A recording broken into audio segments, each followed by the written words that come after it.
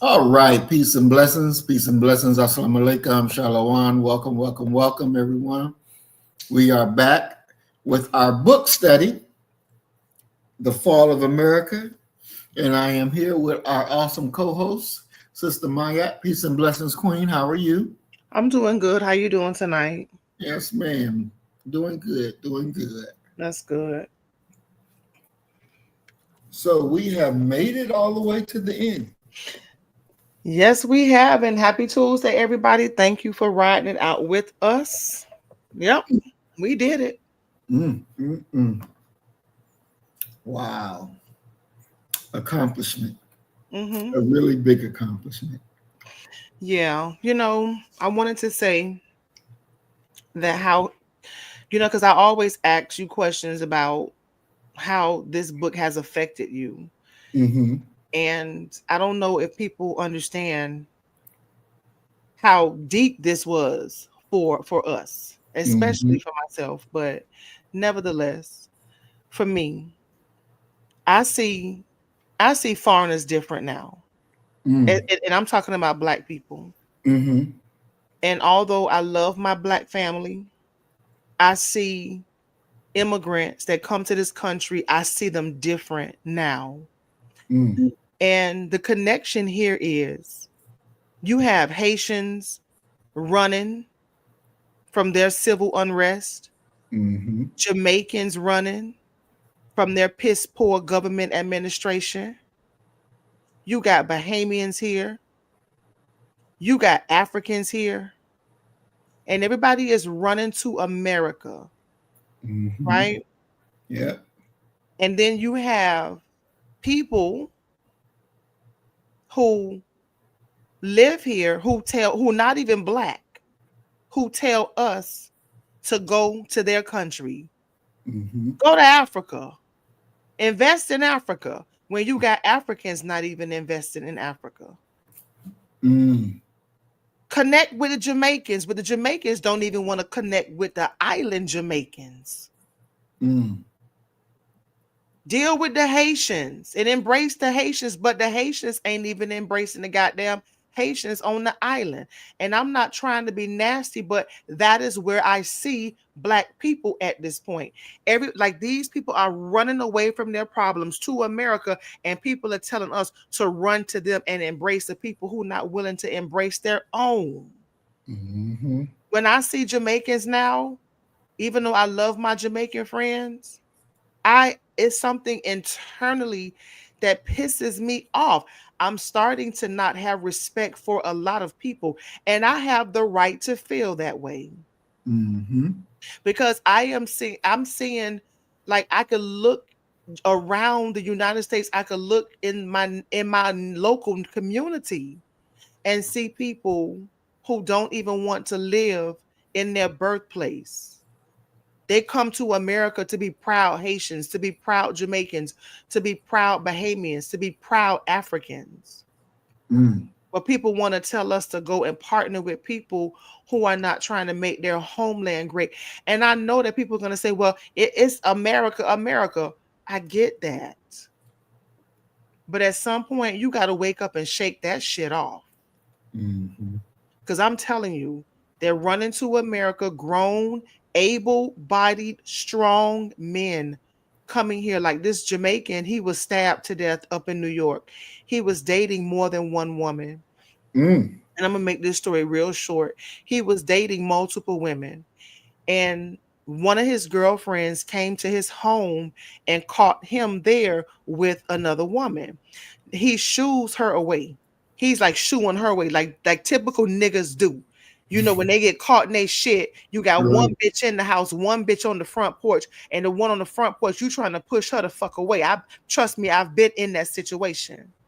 Mm. And so the girl who came to the house and caught the boyfriend, she ended up stabbing him in the neck, and he died. Mm. She's currently on the run. She's from Jamaica. He's from Jamaica. And Mm. so both of them were working in healthcare because a lot of Jamaicans, they come to America and they do home healthcare. But his mother was saying his dream was to live the American dream and to become a nurse. You can't be no fucking nurse in Jamaica. Mm. You can't be a home health aide in Jamaica. Wow. Like that is where the fall of America has gotten me. And I know I might sound cold, but I'm sorry, I'm not the same. Because I don't give a damn. You can't read a book by the Honorable Elijah Muhammad and remain the same. I'm just telling my truth. That's right. And I just see so many foreigners here that I'm starting to not have respect, that you could run away from your homeland and come to America to make the crackers nation great, but you leave your country that's predominantly black in shambles. Yep. And then you got people that get that talk shit and want to run to other people's channel and say all kind of negative shit about me and you because we say we ain't going to Africa. Or Elijah Muhammad said, we understand that the Africans are our brothers. We understand that the Caribbean islanders are our brothers, but our responsibility is home. Exactly.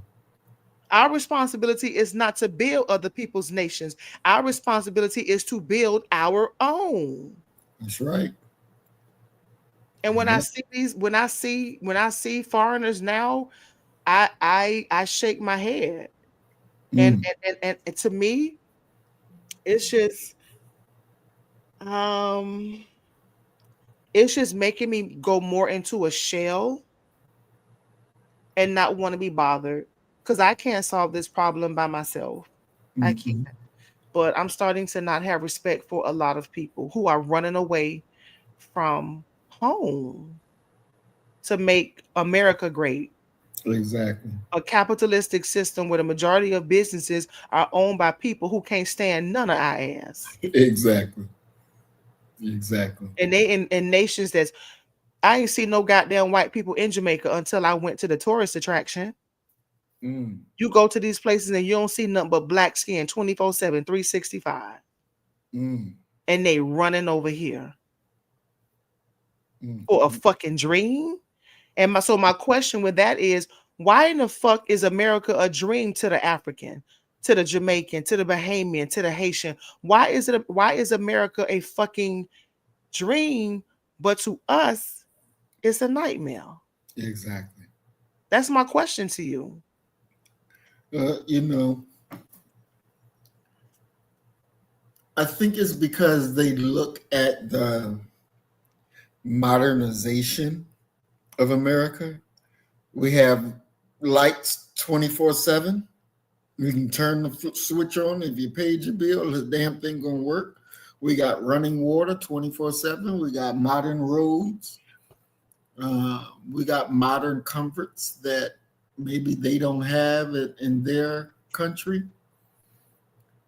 And they don't know this enemy the way we know. They look at the Constitution. They look at, the Declaration of Independence, and they hear this freedom, this free speech, da da da da da, and it seems like heaven. It seems like heaven compared to what they have in their countries. Some of them may have lights, but they only have lights for 12 hours out of the day, or they may not have bathrooms in their house. I don't know. But they don't have the luxuries that America has. And the pitiful part, because it's like you said, very key statement. You run from your own country to come to a racist country and help that racist country be better, and screwing your own country over because it's your own country that needs what you have to offer to make it better. And so coming over here to this American nightmare, because honestly, they get here, if they get here legally, they're paying money to be disrespected. They're paying somebody to mistreat them because they don't have what it takes to make their own country what it should be.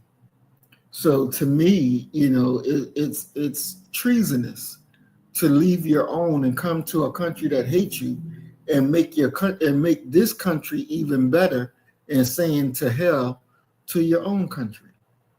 That's traitorous. That is traitorous. And that's the reality. And none of them can deny it.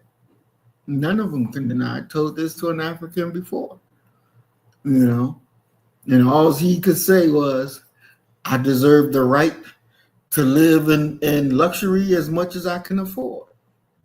But you don't want to go home and make that luxury at home. But yet they'll tell us 24/7, oh, how cheap it is to live in Africa. And this only costs this, and this only costs this, and you can have a big old house for $1,000. Come on. Come on. So they're being treasonous to their own country. To their own country. You know, it's what JFK asked, not what your country can do for you, but what you can do for your country. That's exactly. What yes, mayors. That's what they should be saying to them, to their own country. What can I do to help make my country better? But it's crazy. But you're right. You 1,000% right. You know, and it's this game, because people will say with boldness, they'll be so bold and confident to tell us to go pack up. Mm-hmm. Literally. Mm-hmm. Remember Emil? He was serious. Mm-hmm. He had a fucking S on his chest when it came to us mentioning Africa. Like, why the fuck you don't go? Because goddamn it, I don't want to go over there. Mm-hmm. I don't want to take my investments. I don't want to take my saving. I don't want to take my retirement and take that shit over to Africa. Mm-hmm. That's let me tell you something. One thing Elijah Muhammad did, he opened my mind up to the mind fuckery. Because that's what people will do. Oh, since you so fucking African centered, why don't you take your ass over there to Africa? No, bitch, it's in my heart. Mm-hmm. It's in my heart.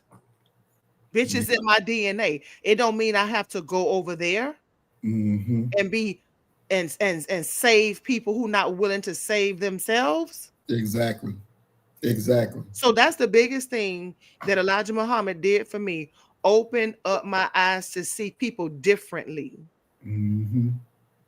You running from your problems instead of and let me tell you, a lot of people in Jamaica, they go to school and get these loans and they come to America and they don't pay the loans off.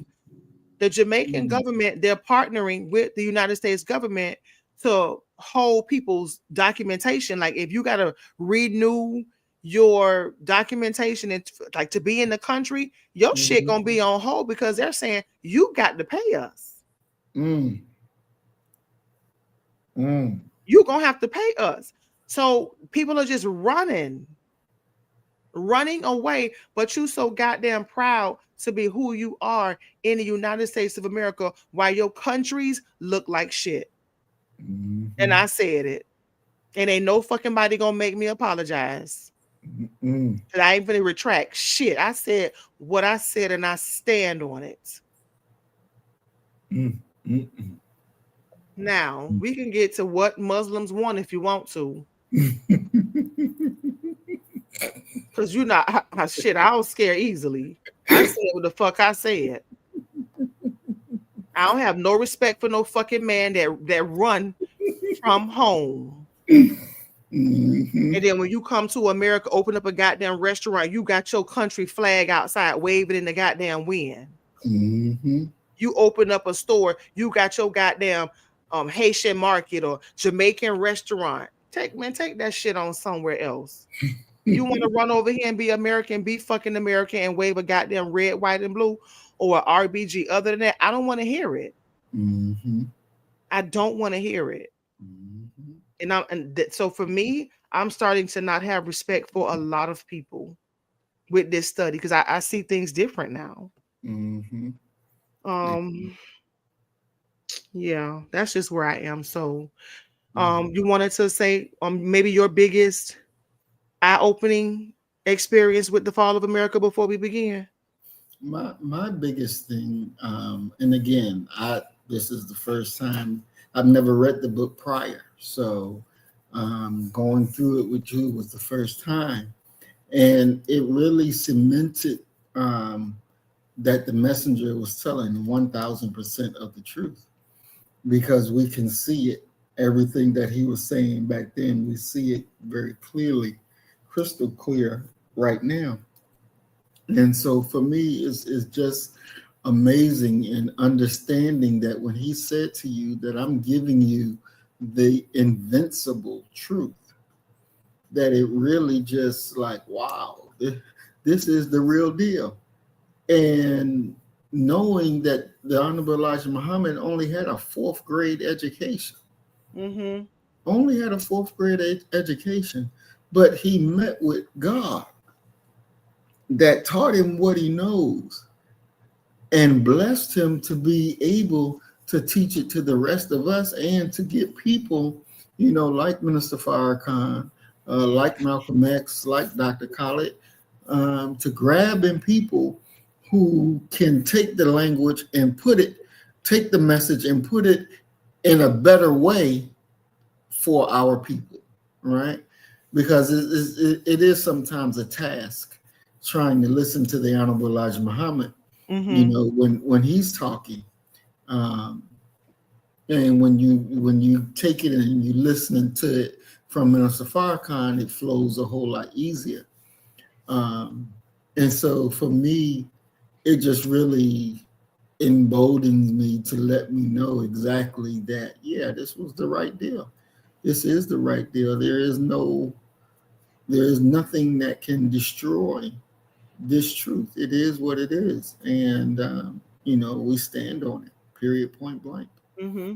And even to the point, because I get into it with Muslims, even over the teachings. And it goes back for me, real quickly. I had a dream. And in this dream, I was securing Minister Farrakhan. And we were coming out of this corporate building and on the street level. And inside the building, I was defending him against white folks, against Chinese folks, people that were our enemies. When we got out on the street, now I'm defending him against people who are dressed and look like Muslims. It was an MGT that was coming up to try to kill him. And I took her out. And he said, Trying very to good. kill who? Minister Farrakhan in the dream? Yep. Mm-hmm. Oh, in the dream, and MGT was trying to. Yes. Yep. Wow. Yep. And you And took her out. I took her out, and he said, very good. And we kept walking. And FOI came up, did him in, and he was like, very good. And then he sat down in the chair out there in the park. And I was just standing there watching, and he was like, you have to be prepared for everybody. That's right. You have to be prepared for everybody. And I said, yes, sir. And then I woke up. And so understanding that, to me, that meant that there will be people that's dressed like FOI and MGT, but they are enemies, and we have to go against them. And don't feel no pity, don't feel no shame when they raise their head up, chop it the fuck off. Have you And experienced that for real though? oh yeah, shit, I could tell you some damn battles that I Wow. done been through. Oh yes. Wolves in sheep clothing Oh in yes. the nation. Oh yes. Oh yeah. Yes, I could tell you some battles. I'm telling you, I can tell you some battles. Mm, mm, mm.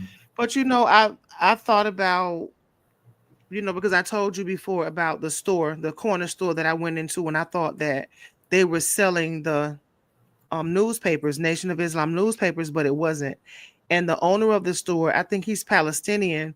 Mm, Basically, he's like that. Those are not real Muslims. And I mhm, thought about that recently. And mm, and so like what people would consider to be real Islam versus the Nation of Islam, and what would be better for Black people. And mhm, although I do not subscribe to any religion, not even I don't subscribe to nothing. I subscribe to spirituality only. The Nation of Islam, the difference is the fact that their teachings, it was bringing attention to the racism in this country. Mm-hmm. Not just racism, but we have issues in the Black Mm-hmm. community that the Nation of Islam was addressing. Islam would have never taken that up. That's right. Islam was not going to talk about slavery. They were not going to talk about lynching. They were not going to talk about redlining. They were not going to talk about Jim Crow. That's right. They were not going to bring any attention to the issues that we were facing in this country under this racist system. Mm-hmm.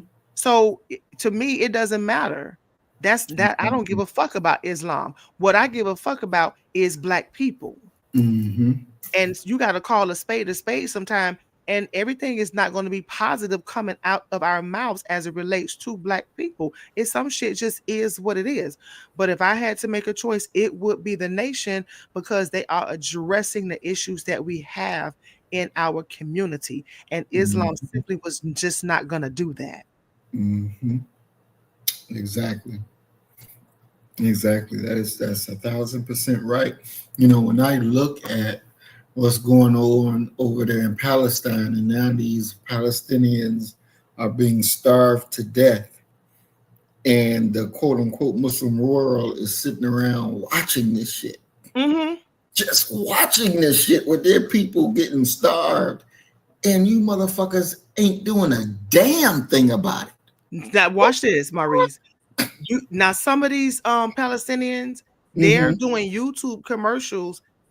They're doing YouTube advertisements asking us for money and to get involved. I scroll past that shit now. Mm, That's mm, I don't want to see that shit. mm-hmm, I mm-hmm. don't give a fuck. If y'all in the goddamn Islamic region, Exactly. you in Islamic region, Mm-hmm, millions of Muslim men, mm-hmm, and y'all letting y'all brothers stop, fuck you. Scroll right past and find some ratchet ass shit to watch. mm-hmm, That's where I am now. mm-hmm.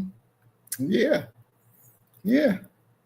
Because it makes no damn sense. None whatsoever. Mm-mm. You want my heart to be filled with compassion to give you a fucking donation while your goddamn Muslim brothers and sisters over there being starved to death, but y'all ass ain't swarming the goddamn area. Exactly. But you want me to do something way over here in America. See, that's what Mm-hmm, Elijah Muhammad, he started out with a study. He say, everybody got their teeth in you. mm-hmm, That's what he first said when we started this. He said, everybody got their fucking teeth in us. Everybody is trying to pull us in different directions and tell us what the fuck we need to do. But a lot of these same people are not addressing the shit that we've been through. mm-hmm, Just forget about it. That mm-hmm. was then and this is now. So fuck you. You deal with it. You like we Exactly. had to deal with our shit, deal with Yep. yours. Exactly. Exactly. Mm-hmm. And that's just the way it is. That is just the way it is. That is the absolute truth. You got to deal with yours, because we deal with ours. And Mm-hmm. shit, as much money is over there in that region, and they can't put an end to this shit. Please, why the fuck would I want to be with you? Exactly. Why would I want to be with you? Ain't no And fucking. then when we help you, if we say that we subscribe to the Nation of Islam, you're gonna turn around and say that's not the real shit. Exactly. Exactly. Come follow me. To Mm-hmm. where? Hell? Starvation? Mm-hmm. Yep. No, thank you. Exactly. No, thank you. Mm-mm. Nope. And that's just the way that shit is. And I want to say this as well, because Wallace Muhammad, when he took over the Nation of Islam, he came in and removed the Islamic flag that Master Farad Muhammad gave us and put up the American flag. Put up the American flag. Told the MGT FOI, y'all ain't got to wear that stuff that my dad told y'all to wear. You wear whatever the hell you want to wear. You're not bound by those constraints. Mm-mm. You took this people and making them love America, making them love white folks. Ain't no fucking way. And look what you couldn't even hold on to nothing that the messenger had. They lost everything. Everything. If he was leading them to the truth, then they should have been able to maintain the stuff that they had. They lost everything. Everything. Everything. Everything. Mm-mm. Not to mention the people that you taught who died in Guyana. Exactly. Horrible death. Horrible. Horrible. Dead bodies everywhere. Mm-hmm. Yep. Following behind a false teacher. Mm-hmm. Exactly. We got to be so careful. We have to be so careful. Mm-hmm. Because people will come and tell you what to do. Mm-hmm. They're not doing anything themselves. Exactly. And I'm watchful. I'm more watchful now than I've ever been. Mm-hmm. And not only am I watchful, but I'm still. STILL. I'm still, and I'm watching in that stillness. Exactly. Like you can't, like it's so many people. You can't come to me and make me think that what you have is good and is lovely and is so beautiful and you've arrived and you've made it. If you left your country and you left your country in shambles, Mm-hmm. you ain't shit to me. Mm-hmm. Especially if you a man. Mm-hmm. Especially if you a man, because men's supposed to get together and handle their shit.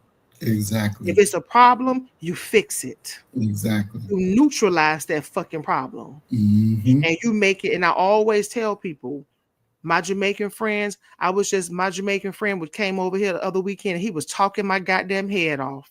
And I was telling him about the condition of the houses over there. I said, why the houses over there so fucked up? And he was like, the people have poor money management. He said a lot of people in Jamaica have just poor money management and they have these grand ideas about how their houses is supposed to look. And they start building those renovations and they never finish. It's so many unfinished houses in Jamaica. It's a fucking eyesore. And, you know, I just feel like, and I tell him, I say, you know, for me, Jamaican men need to go and fix Jamaica to make it better for their wives, their mothers, their grandmothers, their daughters. Y'all have what it takes. You all are masters at pretty much every trade in the book. Haitians are good at they're good and crafty too. They're good electricians. They know how to do cabinetry. If you want your kitchen or your bathroom done, man, Haitians know how to do cabinet work like oh my God. So they have the skills. They do plumbing, you name it, they do it. But you doing that shit over here while your country is falling a fucking apart. How am I as a woman supposed to respect a man? How, listen to me clearly. Everybody who got a fucking attitude with me. How am I as a woman supposed to have respect for a man like that? I have no respect for a man that's not going to make conditions better for for the women in his family. I just don't. That's where I'm at right now. Exactly. Make it good for your grandmother, your mother, your wife, your daughters. Yeah. They're not doing that. They're coming over here making America great. That's a problem for me. It is. I've never been to none of the Caribbean islands and stuff. So when you told me what you told me, I was shocked to hear that. Yeah, Bahamas got shanty towns too. Bahamas got shanty towns too. But they over here. Michael Kors, Gucci. What? Like really? I don't have no respect for that. I have no respect for that. I don't. My mind is different. So I just wanted to say that. I just wanted to say that. Wow. So what the Muslims want. This is the question asked most frequently by both whites and blacks. The answers to this question I shall state as simply as possible. We want freedom. We want a full and complete freedom. We want justice, equal justice under the law. We want justice applied equally to all, regardless of creed, class, or color. We want equality of opportunity. We want equal membership in the society with the best in, I'm sorry, we want equal membership in society with the best in civilized society. We want our people in America whose parents or grandparents are descendants from slaves to be allowed to establish a separate state or territory of their own, either on this continent or elsewhere.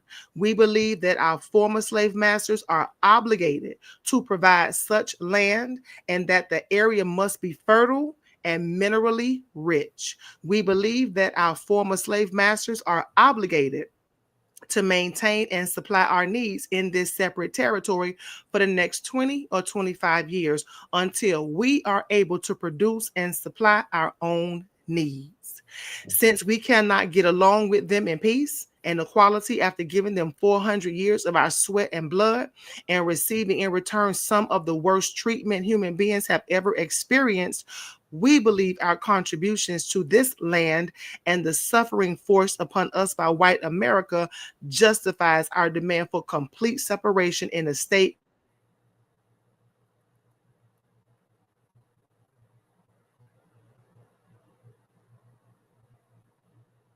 You there?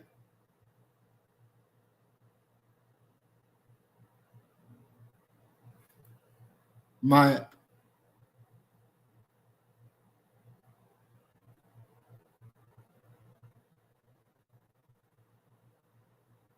Can you hear me?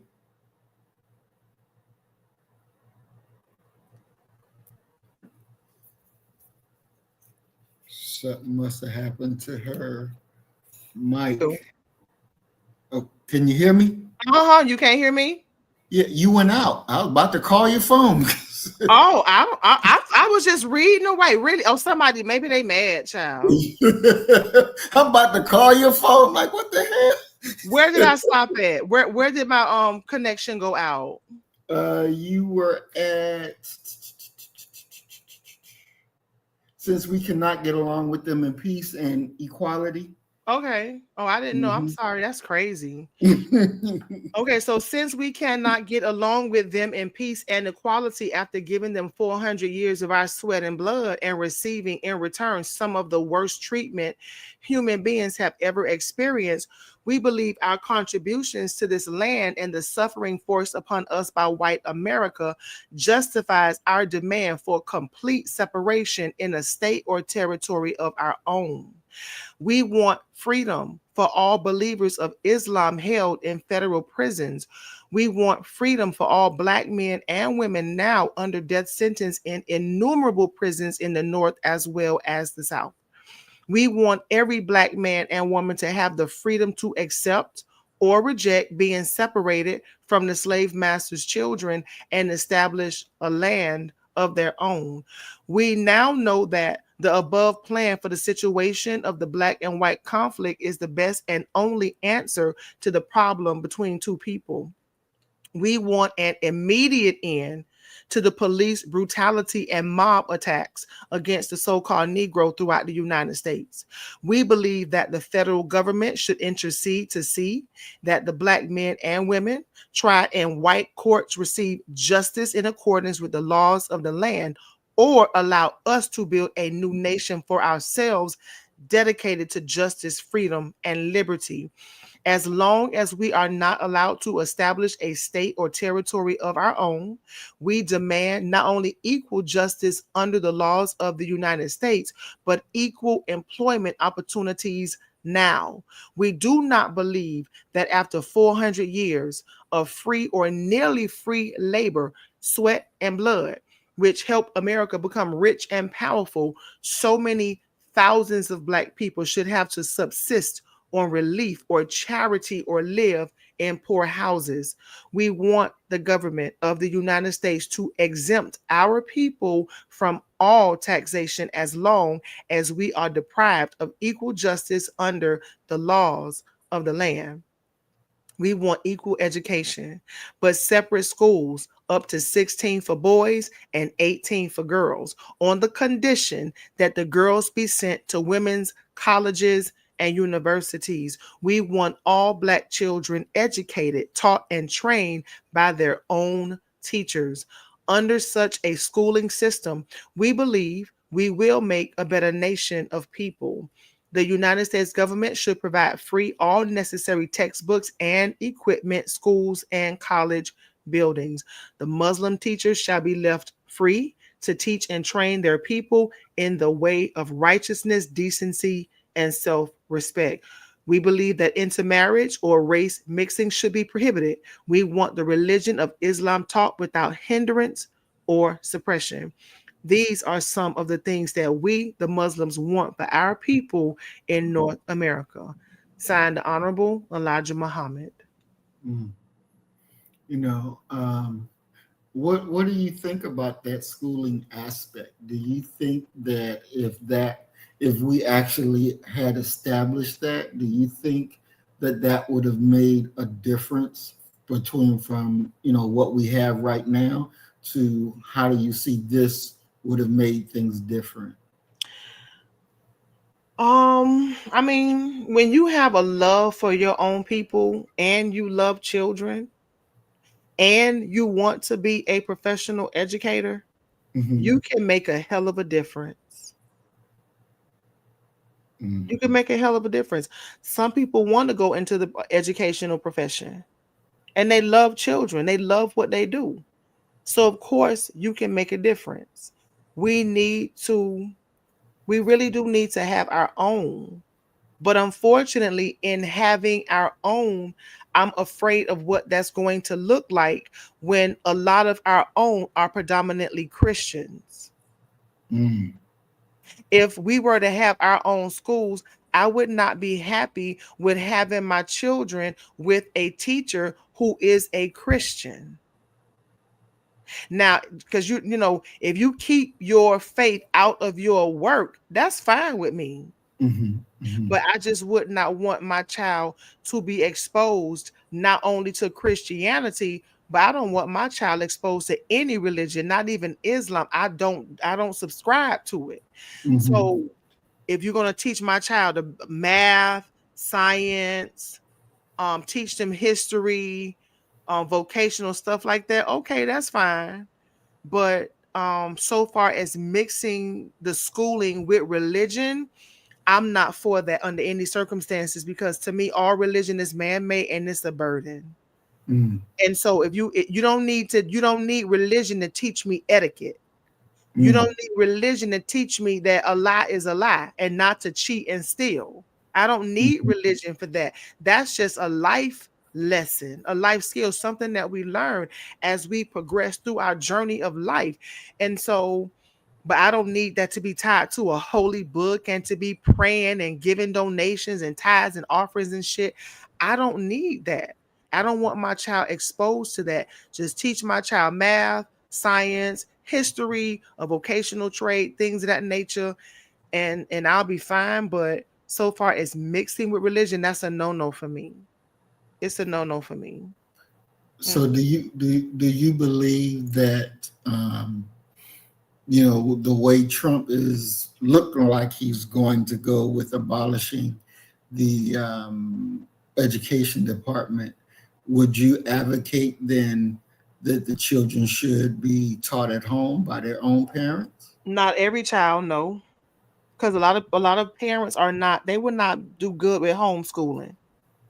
Mm, They won't do good. Most remember when the school shut down and students were doing virtual school, a lot of students were not attending classes. And I told you before in this study that when children came back to school, they had fallen lower. They were like 2, 3 levels lower than they were before school shut down. And teachers and schools across the nation had to do before school, after school, intervention, Saturday school to get the children back on grade level. So the mm, question was, what was the fuck the parents doing? right. What the fuck Mm, was the parents doing? So no, homeschool is not for everybody. It works for who it works for. I did homeschool, and my daughter was 9 years old doing algebra, Mm, eating it up. She was mm, reading and writing at 3 and 4 years old. mm, So everybody can't do homeschool. I tell people the world is a classroom. Some people do better just sending their children to school. mm-hmm, So whatever works for you and your child, there's no one way to do it. Some people are going to excel in homeschool. Some people are going to excel by going to sit in the classroom. mm. Now, were they able to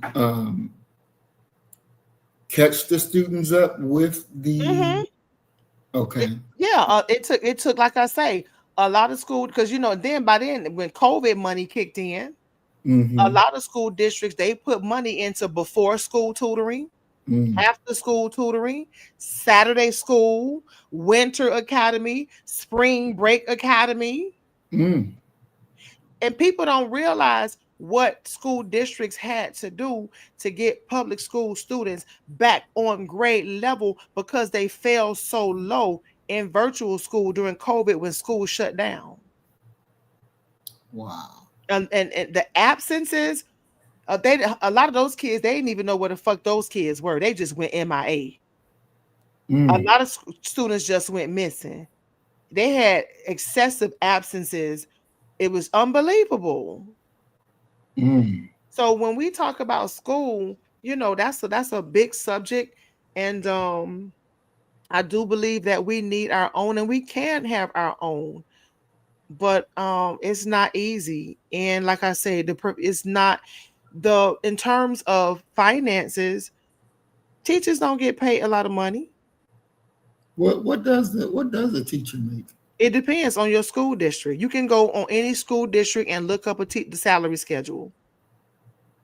Oh, Any school district in the United States of America, if it is a public school, you can go to the district website and look up the salary schedule, and they will tell you. mm. Wow. Teachers So are struggling financially. teachers' pay is contingent upon the district that they work in? It's yeah. I didn't know that. I thought teachers regardless what district you work in, if you're an eighth grade teacher, you get paid eighth grade teacher pay. I No, didn't know it was mm-mm. tied to that. The salary schedules Wow. are posted online, Wow. and charter school teachers they get paid less because a lot of charter school and private school teachers they're not certified. Even private school? A lot of private school and charter school teachers are not certified. I went to private school and my teachers were not certified. They was just some goddamn black women that needed a job and them motherfuckers ain't teach shit. And I said, I begged my mama, please take me out of this fucking school. I said, Mama, I'm dumb. I used to tell my mama, I said, Mama, I am fucking dumb. And she's like, Mm, no, we have to support the church. We have to support the church. And I'm like, but mm, you paying for me to go to this school to be dumb? mm, With my mom, mm, when I finally got into goddamn, because it went to K through 8. But if it went to K through 12, my mother was gonna make me stay there. And when I say I was dumb as fuck, I could mm, read and I could write, but don't ask me comprehension. I ain't have no goddamn comprehension skills. My math was fucked up. And science, you mm, could forget it. And when I got to high school, I never forget my first day. I was shaking. I was shaking so bad. I had a horrible anxiety attack because I didn't know shit. I didn't mm, know nothing. And I struggled all of high school. I looked at my high school report card and I was like, how in the fuck did I graduate? mm, They must have pushed me out. And then when I went to college, I dropped out because didn't know I was dumb as fuck. mm, I'm serious. And I had to put in work. I had to put in work. I had to go to the lab 2, 3 hours a day after class. Then I would study till 3 or 4 o'clock in the morning. I would go through 400 sheets of paper just to solve one fucking math problem. Mm. And I went from failing to teaching math. Literally, my teacher said when I was in college, he said, "You get your ass up here and teach this class." Mm. And I'm watching this cracker outside smoke a cigarette and drink coffee. Oh, wow. Wow. I went from the bottom to teaching that goddamn man math class in college. I put in work to get where I am today. Mm. Mm-mm. So education is a very big subject. It's not for everybody. Financially, teachers are suffering. Yes, we can have our own, but what is that going to look like? A lot of times we do have schools and it's run through churches, but like I said, when they do the private schools, those teachers are not certified. And they pay them even less. So I don't get into the education argument. Let other people argue that. I don't even want to talk about it. We could change the subject if you don't mind, because I'm gonna do what the fuck I'm gonna do for my children. Mm-hmm. And it may not be to your liking. I homeschool mine. Mm. I did that, and they was doing algebra at 9 years old, reading chapter books at 4, and they were writing at 3. Mm. So I don't need to send my child to school to learn. I can do that on my own. Right. Mm. Mm-mm. Wow. Wow. That's something else. That is something else. Mm. Mm-mm. When another question I want to ask you, because sometimes crackers they ask you, what do you mean you want freedom? You're already free. What do you mean? What do you mean by freedom? What is there a level of freedom that you want that you think you don't have already? What's your thoughts when they say we want freedom? I really don't think about it, to be honest with you. Mm. Because I really thought that we were free before I came into my consciousness, understanding Mm-hmm. that no, we are not. Mm. They got their hand wrapped around our neck real tight. Mm-hmm. What we Mm-hmm. want is for y'all white people to leave us the fuck alone. Mm-hmm. That's freedom to me. Leave me the fuck alone. You want me to build? Okay, I build. But when I build, don't make laws to tear my shit down. Right. Mm-hmm. You understand what I'm saying? When I build and I educate myself and I get my credit together and I do all the things of the things, don't give me a higher interest rate. Right. Don't bomb my fucking community. Don't come over here fucking with me. Mm-hmm. Don't have policies in your establishments that say bilingual preferred. Mm. When you see me in the car, police officers, don't profile me. Leave me the fuck alone. Mm-hmm. Do right. Treat Mm. me right. Let me live. That's what freedom to me means. Let me live. Right. Leave me the fuck alone. Mm-hmm. Don't bring your drugs in my community. Keep your abortion clinics out our fucking community. Don't tell me about how marriage should be in the black community. We define that. Exactly. Black men have as many goddamn wives as they could afford and take care of, and all of a sudden you can only have one under white man under their fucking system. Mm. Our women can't even conceive of that now. No. They can't even conceive of sharing a husband. And Mm. that's why so many of us are single and gonna die single. Because we have taken on the ways of the slave master. So freedom to me is just leave me the fuck alone. Mm. When we have a spokesperson who's speaking on our behalf, don't kill them. Mm. If you have an African leader who's trying to make Africa better for his African people, leave him the fuck alone. Mm-hmm. If a black man want to make a song calling me beautiful and calling me a queen, don't tell him to change the lyrics. That's right. Just leave us the fuck alone. Mm-hmm. Mm-mm-mm. That's right. God damn, leave us the Right. fuck alone. That is right. I couldn't say that no better. I couldn't have said that no better. Excellent, excellent. If you see us beating our child in the store, leave us alone. Excellent. We're not killing them. Mm-hmm. We're just beating their ass. Mm-hmm. Rightfully so. Yep. Don't call Department of Children and Family on. Just we leave us alone. We okay. Mm-hmm. Exactly. Leave our women alone. Too many of them missing. Mm. Mm. Mm. You see? That's what freedom is to me. Exactly. So what about you? Yeah, to me, it's the same. It's not just the absence of change, but the psychological, the economic, the social. We want to be free of that. Um, we want to be free from their oppressive systems that have kept us in a state of subjugation. You know, when I understood that we wasn't free and that the words on those papers was just words that did not apply to us, then I was very, very angry because I felt like I was tricked, you know. And just leave us alone, as you said. Leave us alone, and we can go off and build our own, and we'll have heaven on earth. Just leave us alone. But we sit down eating dinner with our family. Don't come over there trying to arrest nobody. Don't come over there to try to subjugate nobody. Let us be. Yeah.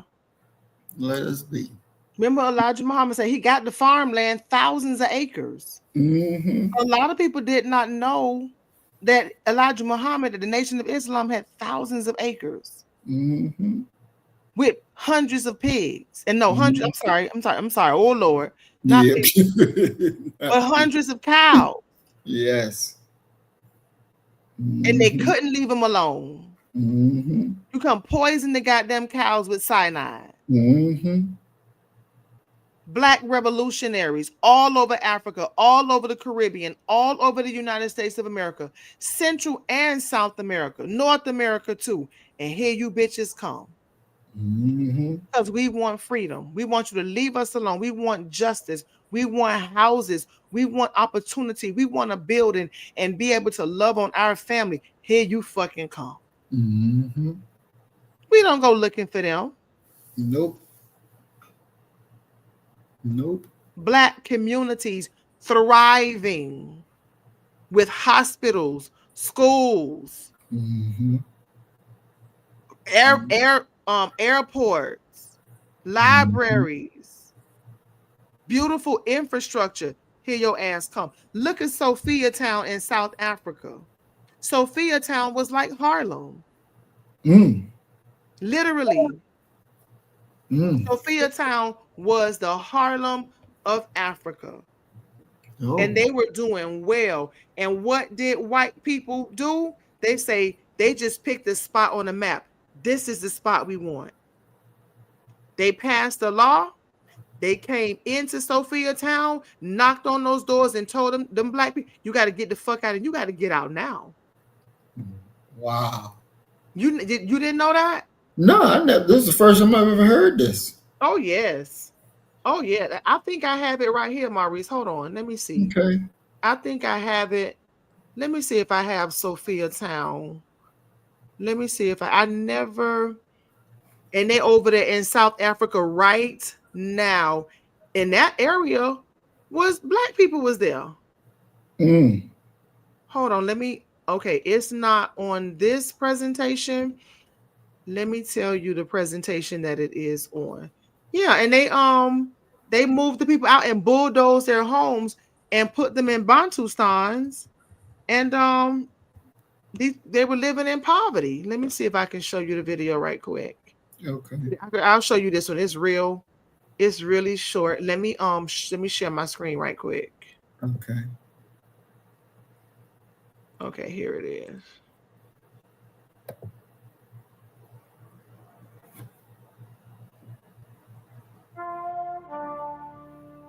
We were very, very scared.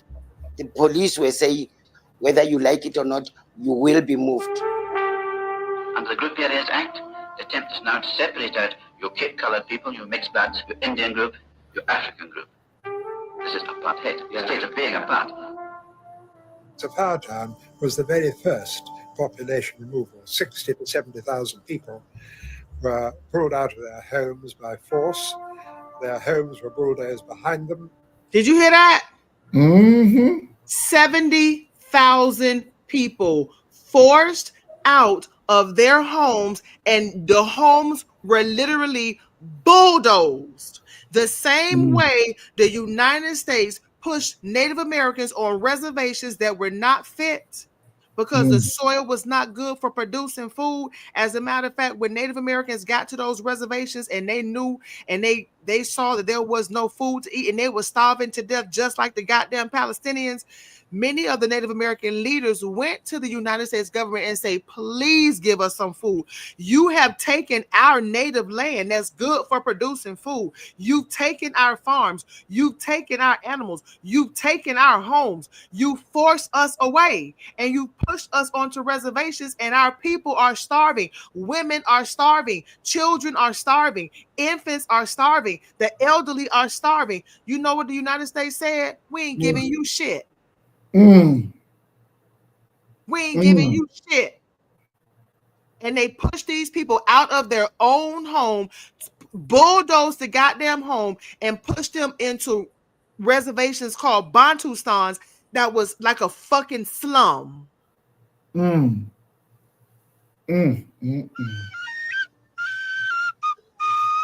was born and bred here in Sophia Town. It was called Little Harlem. We had jazz, we had gangsters, you had dancing clubs where people would dance against each other. There was so much going on in Sophia Town that the birds had to fly backwards to keep the dust from their eyes. We had all nationalities. We had Zulus, Chinese, Indians, and we lived in harmony together. It was also unique because people could own property, and it was unusual because the whites didn't want people to own the land. See, they don't want us to own the land, but they, as long as they can take ownership. You know, and I've heard that so many times that we didn't believe in ownership. Fuck you mean you own the land? This shit is ours to share. Right. You can't own it, but we can. And not only that, when these drunk, pervert cannibals come, we gonna give them head rights. What is a head right? 50 acres for themselves and everybody in their goddamn family. You can't own it, but we can. The more that legislation for apartheid is pushed through Parliament, the greater the opposition aroused among the Africans. They wanted us to be moved far away from town so that they can take Sophia Town and turn it into a white suburb. People fought that they should stay here because they were here first. So if the government wants to move us, they will have to do so by force.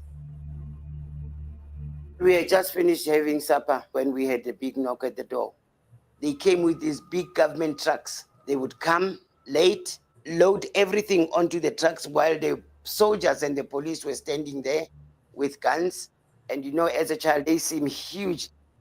And then after it was loaded, they told us, climb the truck. You just have to follow the rules, what they were saying, so that nobody in your family gets injured or killed. They told us that they are taking us to a new house in Meadowlands. Utla makua ari yengo Meadowlands, Meadowlands indawo yami. In those days, there was no electricity. It was pitch black. So you didn't know where you were. They said, this is your home, so you can take your furniture in. Meadowlands goes from zone 1 to zone 10. If you are Zulu, you would be put in the Zulu zone. My mother worked in the suburbs. It was too far for her to come home every day. So after 2 weeks, her employers decided she will sleep at work and she will come home over weekends. So she didn't see us and we missed her. It took between 5 and 6 years to have everybody moved from Sophiatown, and they named the suburb Triumph. That is to tell us that they have won the war. 3 buildings remained that were in Sophiatown. It was hateful at the time, but I would say it also made us better people. It made us understand the dynamics of life. It made us face apartheid face on. I always wanted to come back to Sophiatown. In our culture, where your umbilical cord falls, that's the place you call home. I came back in 1997 and bought this house to say I'm back home. Look at that. More than 3 million people were forcibly resettled under apartheid laws. In 2006, Triumph was renamed back to Sophiatown. Damn. Wow.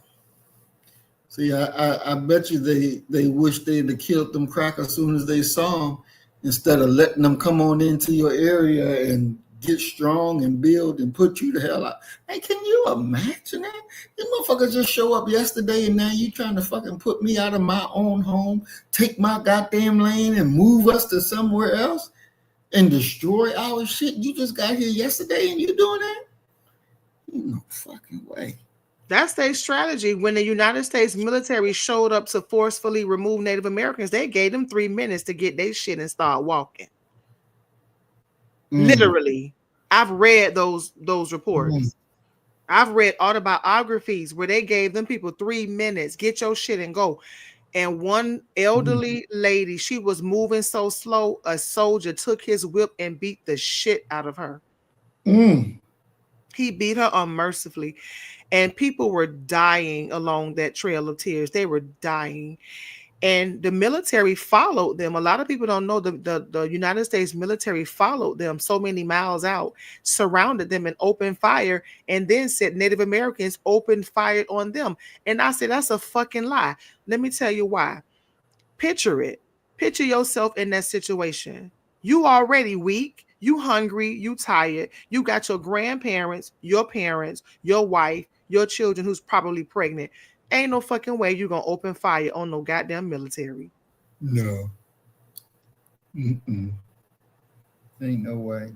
So freedom to me, again, just leave us the fuck alone. And that's why we are never going to have it, because they can't help themselves. They can't help themselves.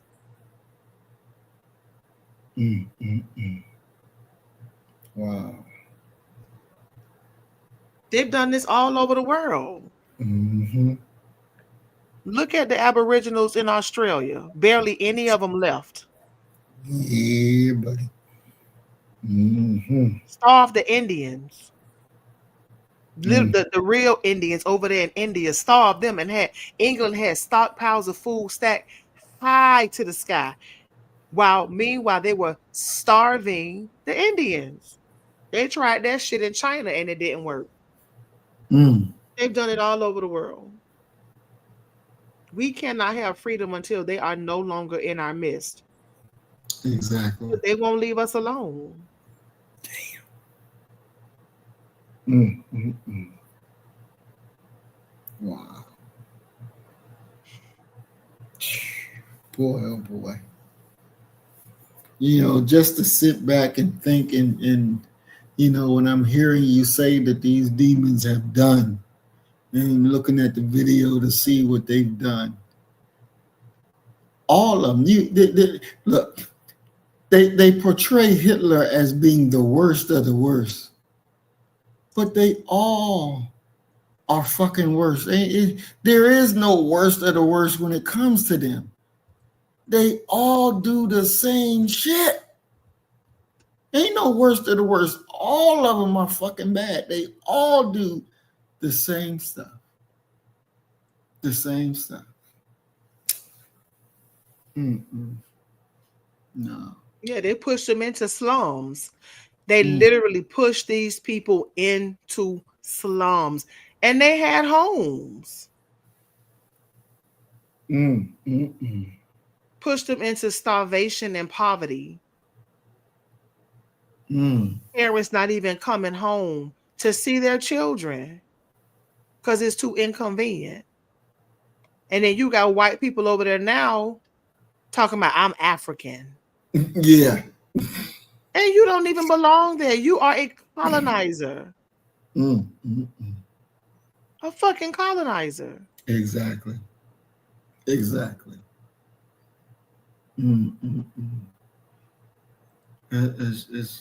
just, it's ridiculous. It's no way. I can't even see, even, being today, I can't even understand when these black folks over there talking about they're going to share power with white folks. That just seems inconceivable to me. I don't know how you would accept something like that, knowing what they did to your people, and you're willing to set up and say, yeah, I'll share power with you. To hell with that. I ain't sharing shit. Your ass got 24 hours to get the fuck out of this country, or we killing all of y'all. And fuck it, you already lost 20 of those hours. It's they get mercy that they never even deserve. They get mercy that they don't even deserve. And they want to take advantage of that. Because there's no, in any country over there, every white person should be dead. They should not be walking around free. They should be really, literally dead. Ain't no such thing as sharing power. Ain't gonna share power with them. Ain't no way. When I look at Rwanda, and seeing the movie that Don Cheadle played in, and the white man was at the bar talking, and he's like, yeah, basically we made a division between the people, favored one group and made them hate the other group, mistreat the other group because they were closer to us.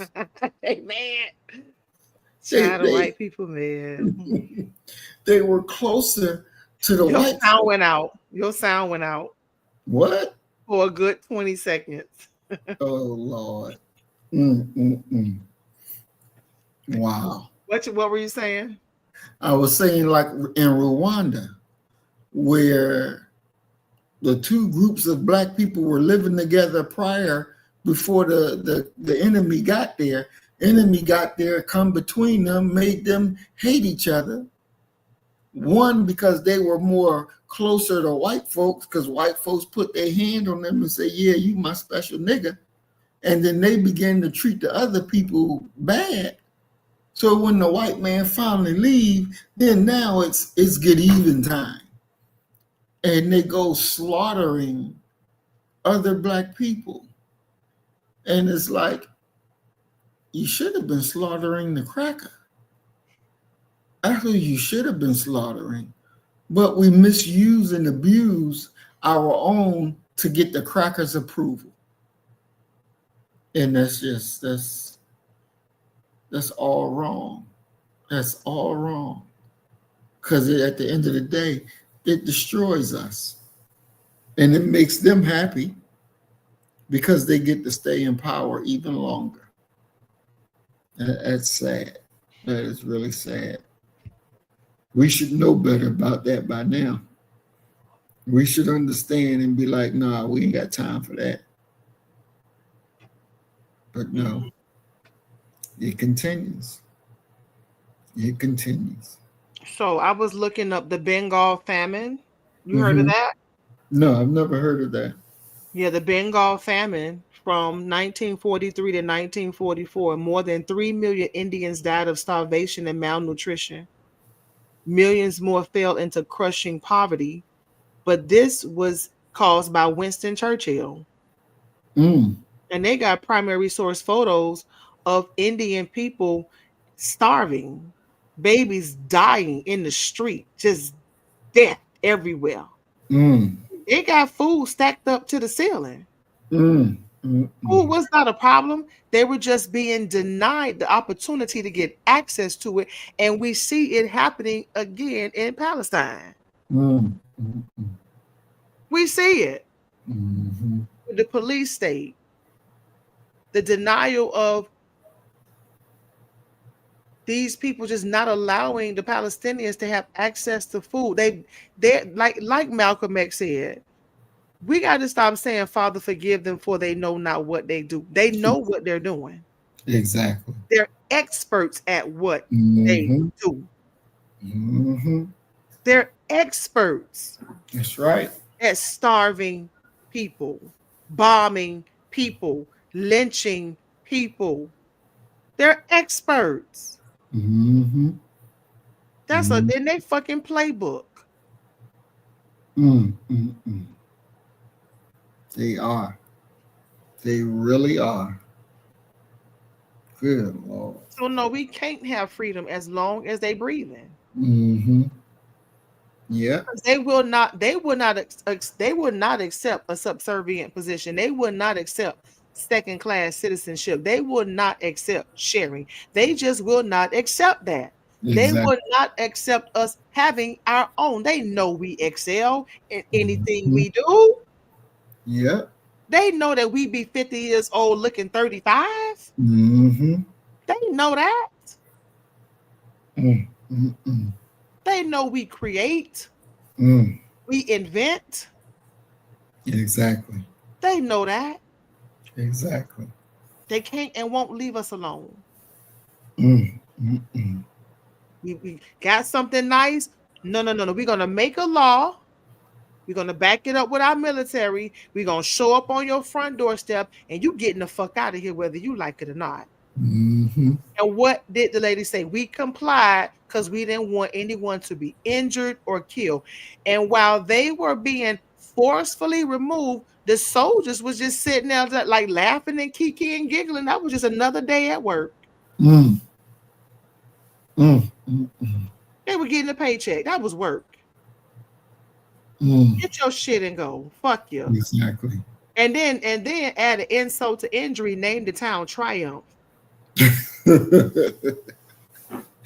And meanwhile, they building a city of their own and got Nelson Mandela in jail 20-something years, and them niggas didn't even go break him out. Exactly. They didn't even get together and go break him out of jail. Mm-hmm. Yep. Come on now. Yep. But you want me to pack my shit up. Little old me. Little old me. Pack my shit up and go over there. Wow. What's your thoughts? Because I meant to ask you this the other day. What's your thoughts about Winnie Mandela? I don't know much about her. I don't know much about Winnie. I've never studied Winnie. Oh, wow. What did she stay by? Did she wait for him or? You know, she stayed committed. He got upset because she did have, you know, a few men on the side, you know, not all at the same time, but, you know, she touched and dabbled a little bit. And then he was really angry with her when she was taking the traitors and putting them damn tires around their neck and setting their ass on fire. What traitors? The black traitors. Who? What you mean traitors? Who That were they? means that they were cooperating with the white folks, telling them what they doing and all that stuff and where they gonna be at and stuff, giving up all the plans. And so she would execute their ass when they got found out that this is what they did. And he didn't like that. Well, He that's didn't. what Ibrahim Traore did. He said the first thing we did was we got rid of all the goddamn black people who was the problem. Mm-hmm. He said I sat down, watch him. I sat down. He said all them goddamn Africans that was causing trouble over here in Burkina Faso, who was raping and killing and stealing. He said we got their ass and we killed them motherfuckers. We got rid of their ass first. Exactly. He was so calm when he said it. He's, you know, he calm. He don't be raising his voice and shit. He said, and we killed them. Mm. I said, God damn it, I know that's right. She did what a fucking woman was supposed to. And I don't even know why so what's the big deal? Because she had a little, you know, a little meat on the side. You know, shit. Exactly. He would have been Nelson, shut your ass up. You would have been fucking and sucking at the same damn time. Don't play with me, Nelson. Nelson, do not play with me. Because if it was Winnie ass that was in that goddamn jail cell, you would have been fucking and sucking at the same damn time. Stop it. But as a woman, look, it was that. So that's twofold. First of all, that's her husband. And she should have been sticking, and that's why all that husband and wife shit, all them vows and shit, you know, I don't know, but as a wife, she should have been committed to her husband. And if she could not commit to her husband, then she should have divorced him before engaging with another man. She was wrong for that. You don't engage with another person when you know you married. That's not right. I don't support that, because you know, you're sending a message to other women in the nation who are looking up to you. That's just a bad look. At the end of the day, you a woman, and be a righteous one at that, and be married until you're not married. If you cannot continue to hold down your vows and your loyalty to this man, divorce him and go ahead and remarry and just support him. But they should have been breaking his ass out. The same way she could wrap tires around somebody's neck, they should have been getting together to get his ass up out of that prison. He should have never spent 26 years in that prison. Never. Yeah. Never. Just like these Palestinian people should not be starving when you in the Islamic region of millions of people who can come to your rescue, but don't. Exactly. But people want little old me to take my little check in retirement and sell all my shit and go over there and be save Africa. Fuck that. Fuck that. Try that shit with somebody who dumb. You can't pull that shit over on me. That sounds dumb as fuck. Exactly. Wow. And then he took the position as if I would have been like, when he was the president, why the fuck y'all let me stay in the prison that long? Don't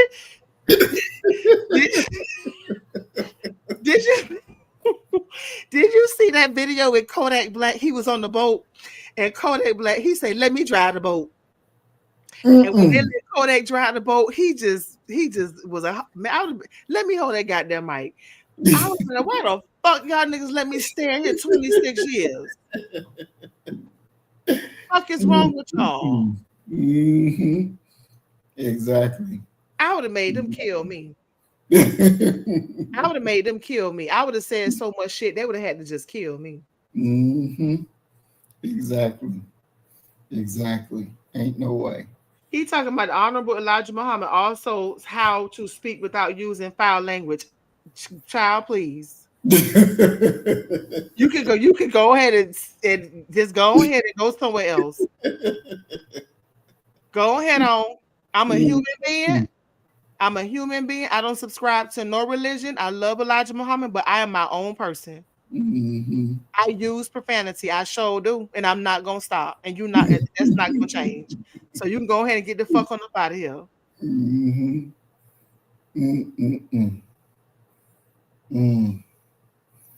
Yeah, buddy.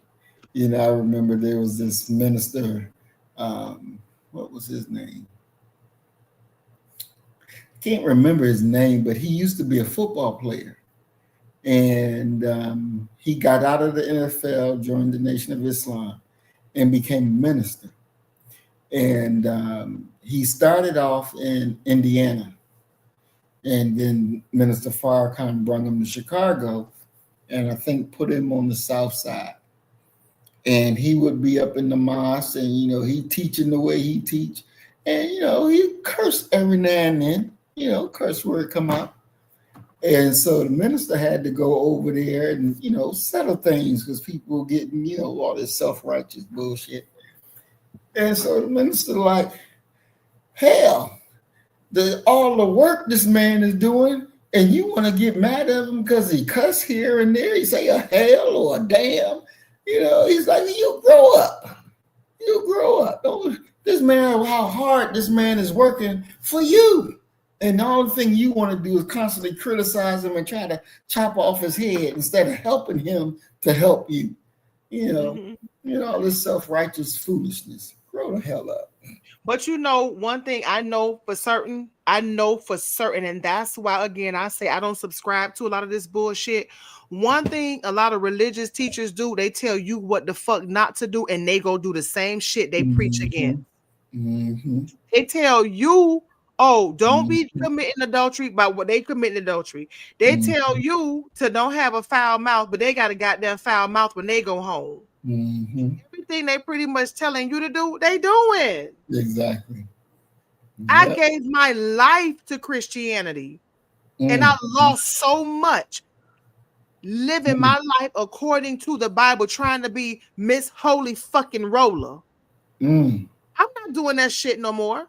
You gonna take me as I am, or you just not gonna fuck with me at all. It is what it is. Right. Exactly. We grown over here. If you can't take it, just go. Because I'm not gonna sit there even say, okay, I'm gonna try. Because I'm not gonna try to not do it. I'm not. I'm just not. It's gonna slip out. Right. Fuck all that holy roller shit. And I did that shit before, and I was so depressed. It was the worst. It was the worst. It was just, I'm trying to damn. I can't. It was just horrible. My life was horrible. And then I realized the things that I was not doing, because I wanted to be right before God and right before Jesus and go to heaven. Man, people was living. And I wasn't living. I just wasn't living. And I was so miserable. I was Christian, and I was dotting I's and crossing T's, but I was not happy. Wow. I was so miserable. And now I don't let people tell me what I should and should not do. One thing, I'm not going to lie to you. I'm not going to cheat on you. I'm not going to steal from you. I ain't going to talk about you behind your back. This is what you get. And if you can't handle it, you need to go on the fuck on, because I don't want to hear nobody to what I can and cannot do. If this not the conversation for you, swipe and find somebody else. Please do that expeditiously. Exactly. Every time you mention about Christianity, and in my mind, I'm trying to picture you going to church and all this stuff. Was you shouting in the church and catching the Holy Ghost? You doing all that? I grew up in the Catholic Church, so we don't do that in the Catholic Church. In the Catholic Church? Yeah, I told you I went to a Catholic church. I went to a Catholic private school, and they had the Catholic church. And remember I told you we used to go to what's the little box shoot confession every Friday. So in the Catholic Church, you don't raise your voice at all. You don't catch no Holy Ghost. You don't do any of that. And then my dad was Baptist. We went there, and the most you do in the Baptist church is hallelujah, all that shit, and clap your hands. But I wasn't doing all of that. And then I did go to a holiness church. I did go to a holiness church where it was expected for you to do it. Right. But it just didn't feel right. It just did not feel right. And it just, religion took most of my life And I'm just so glad that it's just not a part of who I am anymore. I will never, ever involve myself in any religious group as long as I live. It's not needed and it's not necessary. To me, that's just my opinion. But I Right. respect other people's right to believe or not believe, whatever works for you. It Right. just religion doesn't work for me. I know lies hurt. I know cheating is wrong. I know stealing is wrong. I know to be a good citizen and, my duties and responsibilities as a citizen, as a Black woman, as a mother, a girlfriend, a wife, whatever the case may be. I know I don't need no, like, I'm good. Right. I'm good. Right. I'm not giving no goddamn tithes. I'm not giving no fucking offerings. I'm not doing that. It's my money and I do with my money what I want to do with my money. And you're not going to make me feel bad if I don't give it. It's mine. Mm-hmm. It's mine. Mm. Mm, mm, And that's it. mm. I remember the first time I've been to a church, and in Philly, no, none of my family go to church, but in DC, a lot of members of my family go to church, and so we was up in New York City go visit my uncle Chris, and we go to church, and next thing you know, I see one of my aunts start saying something, speaking in tongues, blah, blah, blah, blah, blah, and I look to my other side and I see this lady over there shouting and going crazy. I'm like, man, get me the hell up out of here. These people that lost their minds. It scared the shit out of me. I'm like, ain't no way. What in the world? That was a horrifying thing.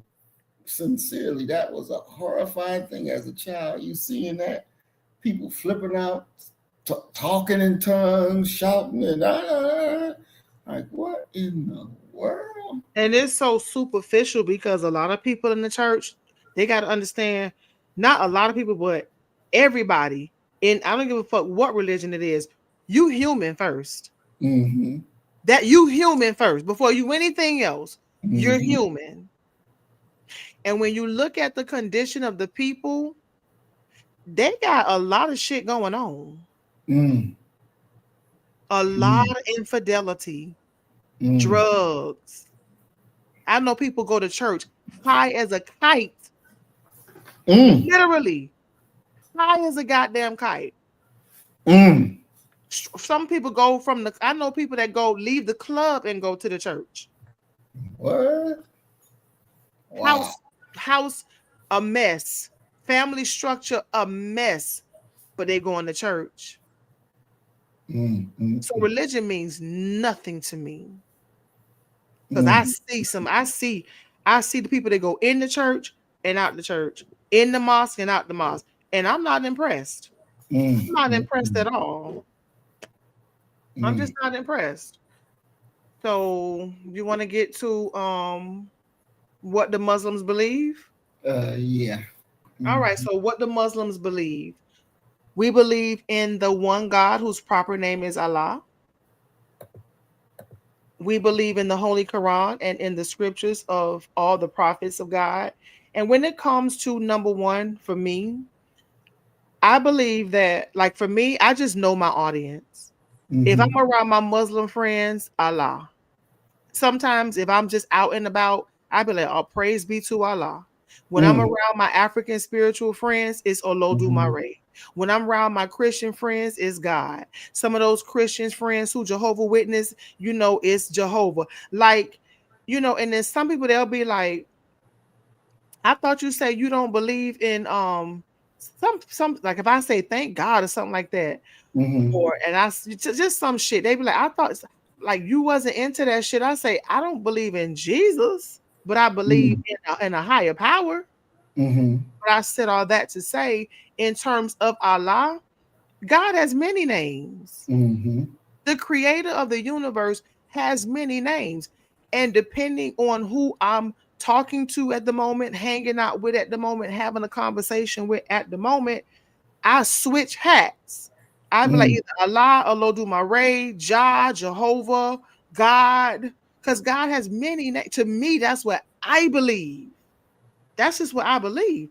So, you know, just because I'm reading it, it doesn't necessarily mean that I subscribe to it. I'll read anything. Like I said, I'll read anything. But sometimes I'm not going to say Allah. I'm going to say something else. You know? So he said, we believe in the Holy Quran and in the scriptures of all the prophets of God. We believe in the truth of the Bible, but we believe that it has been tampered with and must be reinterpreted so that mankind will not be snared by the falsehoods that have been added to it. We believe in Allah's prophets and the scriptures they brought to the people. We believe in the resurrection of the dead, not in physical resurrection, but mental resurrection. We believe that the so-called Negroes are the most in need of mental resurrection, therefore they will be resurrected first. Furthermore, we believe we are the people of God's choice, as it has been written that God would choose the rejected and the despised. We can find no other persons fitting this description in these last days more than the so-called Negroes in America. We believe in the resurrection of the righteous. We further believe in the judgment. We believe this first judgment will take place as God revealed in America. We believe this is the time in history for the separation of the so-called Negroes and the so-called white Americans. We believe the black man should be freed in name as well as in fact. By this, we mean that he should be freed from names imposed upon him by his former slave master. We believe that if we are free indeed, we should go in our own people's names, the black peoples of the earth. Now, like I said before on the study, a lot of slaves took on the slave master's name post-slavery because they were giving themselves names. So a lot of these names necessary, some imposed, some were freely given. You know, Booker T. Washington is an example. When he was in school, he gave himself the last name Washington because he wanted to fit in with all the other students. But do we need to shake off the slave master's name? Yeah, we do. We do. He said we believe in justice for all, whether in God or not. We believe as others that we are due equal justice as human beings. We believe in equality as a nation of equals. We do not believe that we are equal with we do not believe that we are equal with our slave masters in the status of freed slaves. We recognize and respect American citizens as independent peoples, and we respect their laws that govern this nation.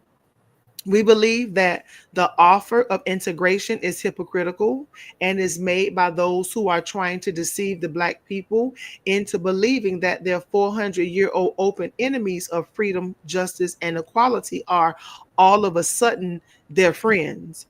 Furthermore, we believe that such deception is intended to prevent Black people from realizing that the time in history has arrived for the separation from the whites of this nation.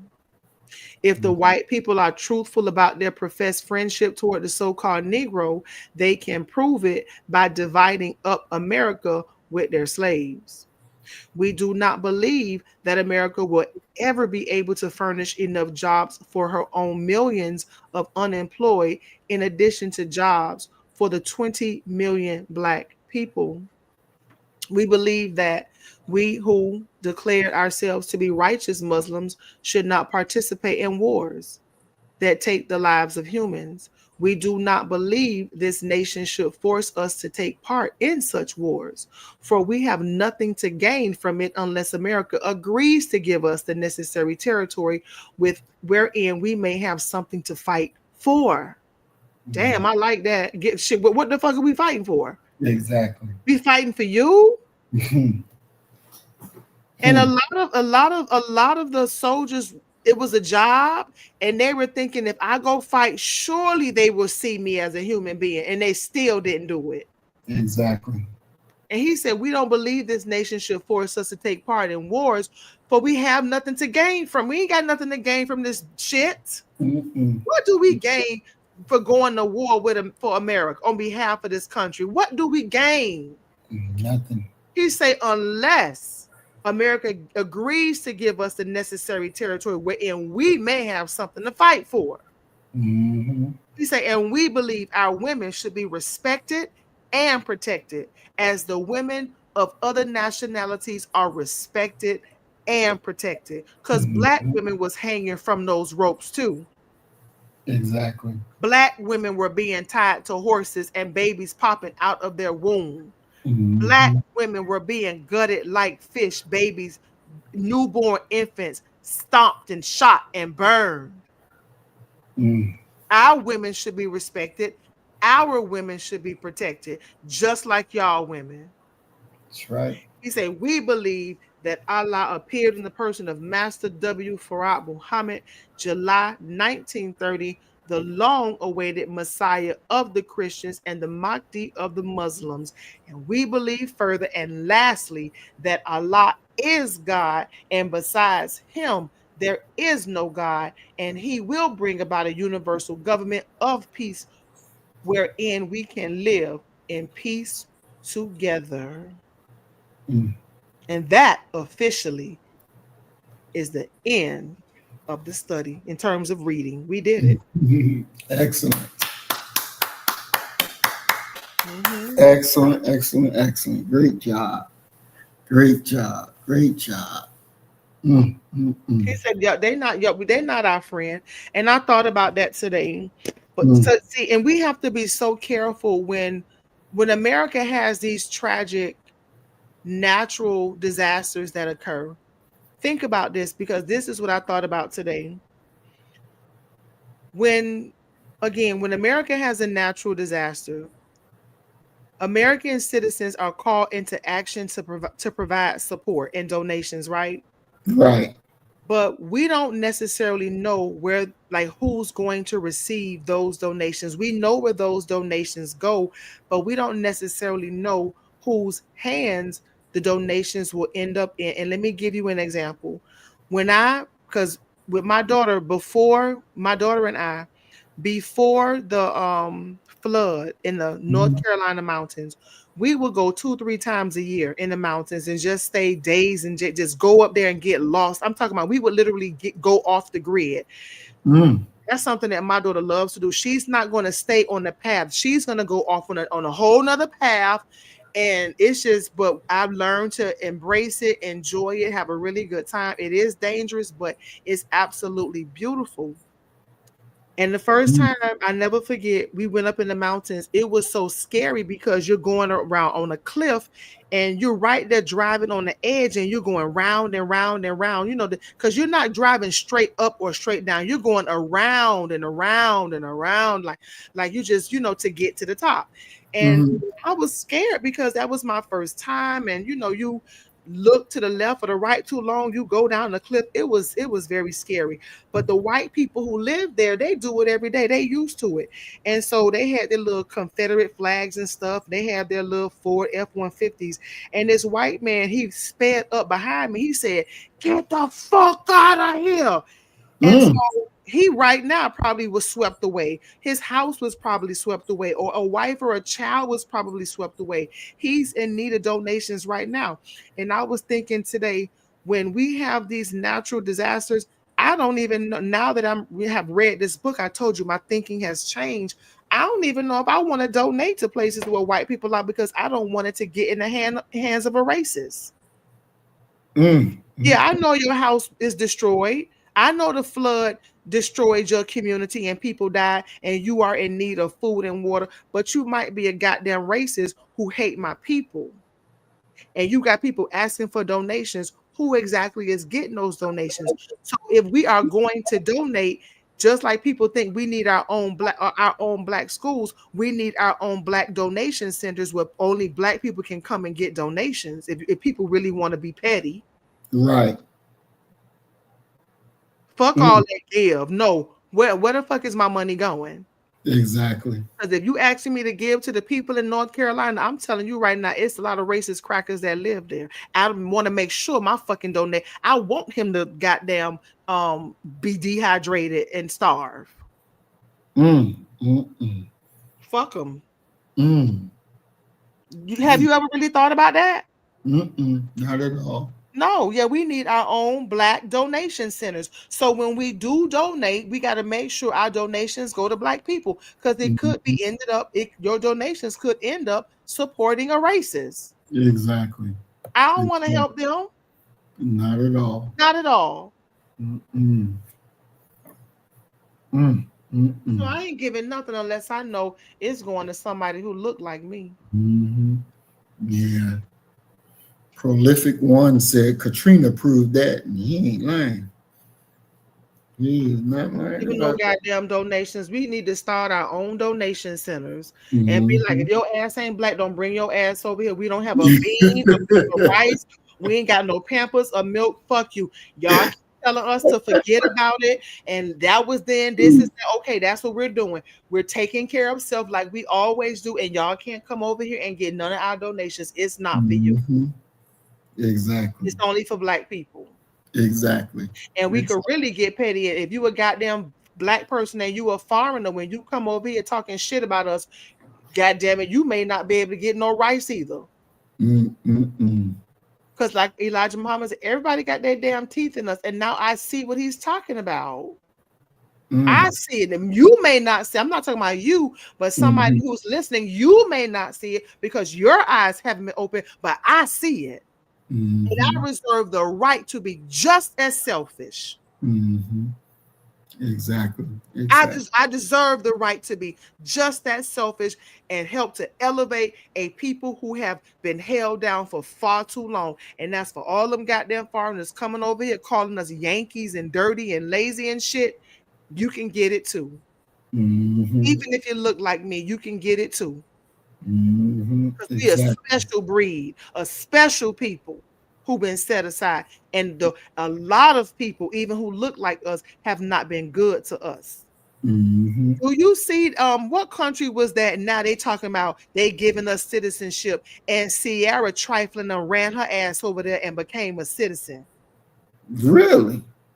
Yeah. What country is it? Not Ghana. Let me see. Sierra done ran her ass over there and got citizenship like we supposed to care. Let me see what this is.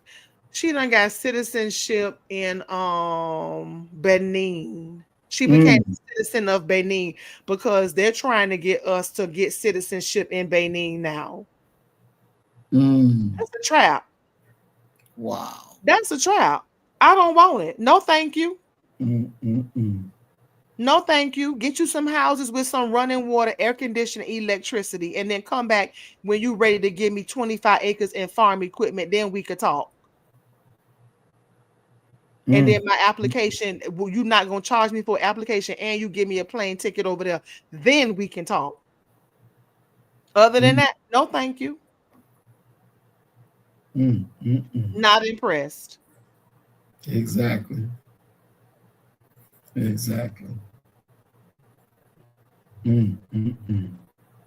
no way. Yeah, Street Money Puzzle 32 said Benin. Prolific One say, may I ask a question, beloved? That's up to you. You can ask a question.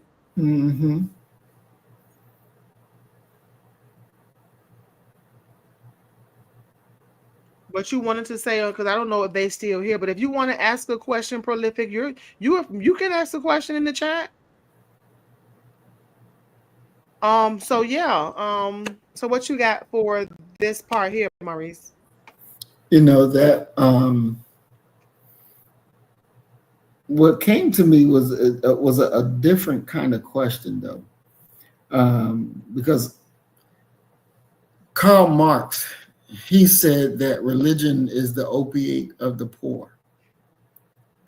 And when we're just going through what the Muslims want and what the Muslims believe, and understanding exactly what it is, basically, just decency and fair treatment,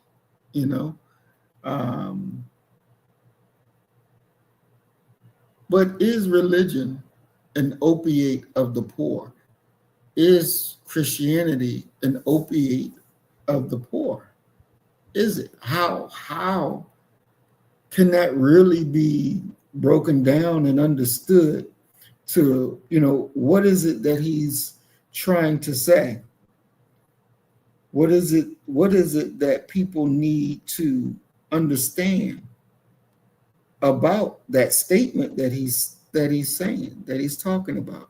Because I think that when it comes to us, a lot of our people get tricked up and use religion as a drug to keep your mind spaced out. I'm gonna be good so I can go to heaven, and using that to reflect and not take your responsibility here on the earth as what it should be. And don't worry, Jesus is gonna take care of it. Don't worry, Jesus will replace it. It ain't no big thing. So understanding the reason why the enemy gave our people Christianity and the way it is used, not to solve, because Christianity never solved any of our people's issues. Never. It hasn't solved not one of our issues. So what really is it doing? Is it like that pacifier that the baby just sucks on and get no nutrients from?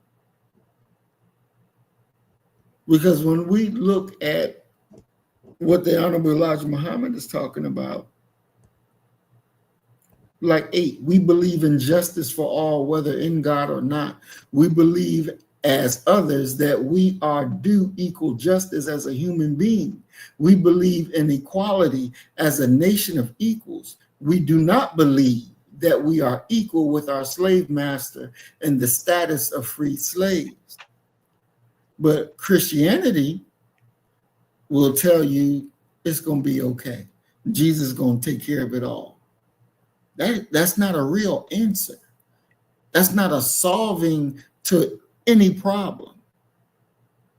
But this is what our people especially, were given in saying this is the situation that heals all and solves all, when in reality, it doesn't.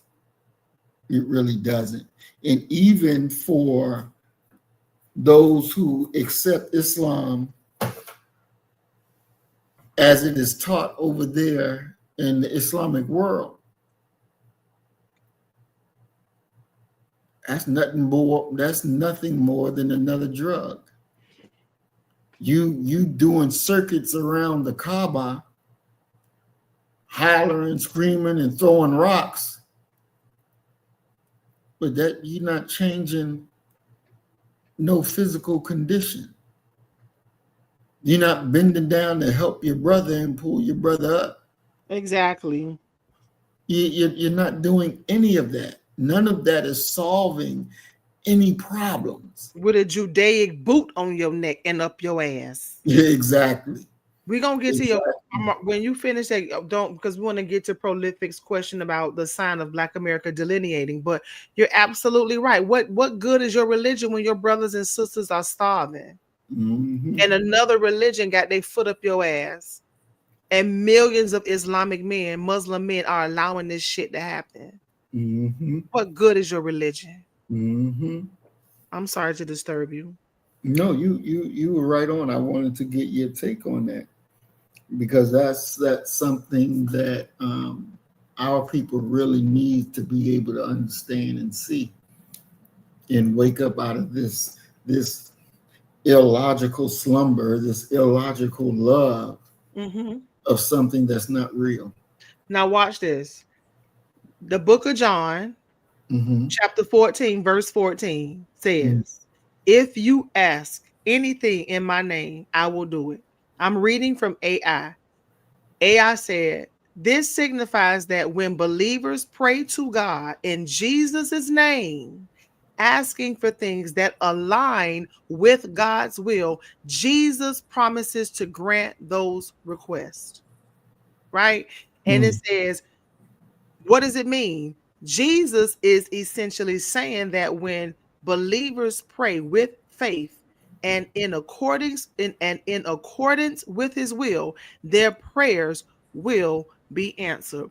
But what did Frederick Douglass and Harriet Tubman say? They say, I prayed and I prayed and I prayed and I prayed and I prayed and I prayed and I prayed. Slaves even made songs praying and asking and weeping and wailing for freedom to come, and it never did. Prayed in Jesus' name, and you still died of cancer and COVID. Prayed in Jesus' name. Jesus help me. Still got assaulted, kicked out your house, beat upside the head, come outside your child hanging from a tree in Jesus' name. The fuck? Really? So what good is religion when you in hell? When your house is bombed and bulldozed? What good is religion when your child in 1981, in 19 fucking no. I'm so was Michael Donald killed in 81 or 91? Michael Donald? Yeah. It was either 1981 or 1991 when people came outside to see Michael Donald hanging from a goddamn tree. And just last year, the goddamn girl was hanging from a tree in fucking Orlando. So what good is this religion? What good is it? Exactly. What good is your tithes and your offerings? What good is John chapter 14, verse 14? When they say you can ask for anything in my name and I will do it, that is bullshit. And that's a fucking lie. Because that shit don't work like that. It don't work like that. But Prolific said, what's the sign of Black America delineating? I'm assuming he's talking about separating. Could you be more specific, Prolific, or what do you think he's saying? The sign of Black America delineating. Is delineating like separating, like, because the delineator separates one side from another. So what do you think he's asking? Yeah, I think he's asking as far as identity, where you have a group that says they're FBA, Foundational Black Americans. You have another group saying that they're ADOS. You have another group saying that, you know, you're Black first. You have another group saying that you're African American. You have another group saying you're just Americans. Is Hebrew Israelite? Yeah. And so, yes, they are trying their best to delineate and establish an identity. Because for the most part, I believe that they understand that, one, America owes us. And so on the strength of what's owed, this is producing that push to delineate and say, we are this, we are freedmen, we are FBA, we are ADOS, we are this, we are that, to try to make a difference between Black people that's been here and our ancestors have been enslaved versus the Black people that came from, you know, different African countries or wherever they came from in the world. And now that they've gotten here, they're called African Americans. And so they're all put into one group. But what they're trying to do is say, no, you're not what we are. So we have to separate because we're trying to get this reparations. So that is the motivation for the delineation between Black this and Black that, so that the reparations go to those who are ancestors were slaves here in America. I think as far as identity goes, the greatest thing that you can do to be a free person is to define. who you are and how you're going to be, and not let somebody else define for you who you are and how you're trying to be. Because if somebody else defined for you who you are, then the power to define, they took it from you. And so the freedom that you think that you have because you've let somebody else define you, you really don't have. So that's what it's all about. And I think that we as a people better define who we are, because that's very, very important.